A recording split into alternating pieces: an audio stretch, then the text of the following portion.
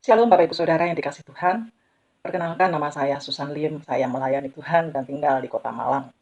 Bapak Ibu Saudara, pernahkah Anda mengalami suatu masalah atau pergumulan hidup, lalu Anda merasa putus asa, Anda merasa kecewa, Anda merasa marah kepada Tuhan, protes, Tuhan, mengapa semua ini terjadi menimpa saya?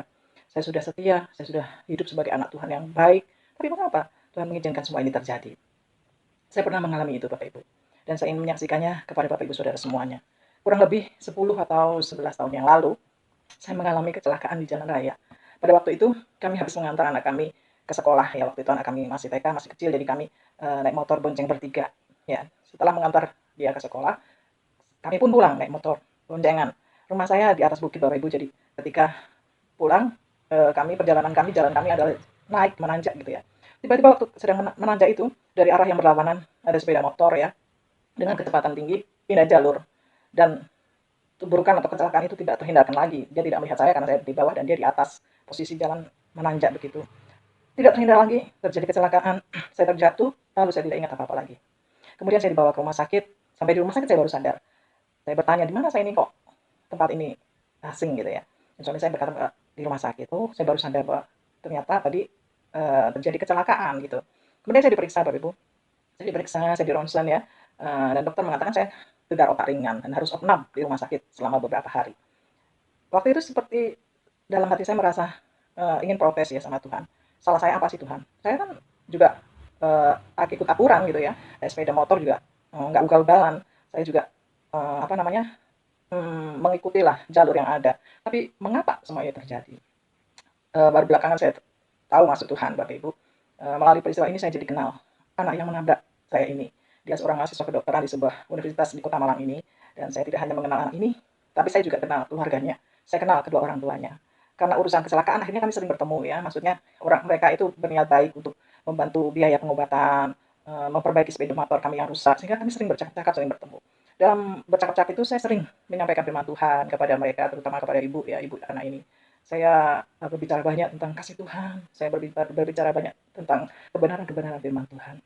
Kemudian berlalulah waktu, 3 atau 4 bulan kemudian, saya mendapat kabar bahwa ibu ini divonis dokter terkena kanker. Kanker ovarium, sudah stadium tinggi ya. Dia baru tahu kalau kena kanker gitu. Dan harus menjalani kemoterapi berkali-kali di rumah sakit. Dan saya selalu kunjungi, saya ajak berdoa, saya kuatkan, saya sampaikan firman Tuhan. Dan setahun kemudian, saya mendapat kabar juga tengah malam bahwa ibu ini dipanggil Tuhan. Bapak Ibu Saudara yang dikasih Tuhan, saya jadi merenung peristiwa yang saya alami ini. Oh, ternyata maksud Tuhan di balik kecelakaan yang saya alami adalah saya harus dituntun Tuhan untuk bertemu khususnya ibu dari anak ini dan mempersiapkan dia untuk menghadapi hal-hal besar dalam tanda kutip dalam kehidupannya. Divonis kanker, kemudian dia harus meninggal dunia. Tetapi ibu ini meninggal dunia dalam keadaan siap, dengan sukacita dia menghadapi kematiannya. Sebab apa? Sebab dia sudah mengerti kebenaran firman Tuhan. Jadi Bapak Ibu Saudara, melalui peristiwa yang saya alami ini ada beberapa pelajaran penting yang bisa saya ambil. Yang pertama, bahwa apapun yang terjadi di dalam kehidupan kita, mungkin di mata kita itu buruk, mungkin di mata kita itu kecelakaan, mungkin di mata kita itu adalah musibah. Tapi sesungguhnya tidak ada sesuatu yang kebetulan bagi orang-orang yang mengasihi Tuhan. Ada maksud Tuhan di balik semua itu. Nah, saudara mungkin ada di antara kita yang mengalaminya, jangan buru-buru menyalahkan Tuhan. Jangan buru-buru marah, jangan buru-buru meninggalkan Tuhan. Tapi mari bertanyalah, apa maksud Tuhan dari yang aku alami? Seperti yang saya alami. Di balik kecelakaan yang itu, Tuhan menuntun saya untuk bertemu, untuk menginjili, untuk menyampaikan kebenaran kepada ibu dari anak yang menabrak saya ini.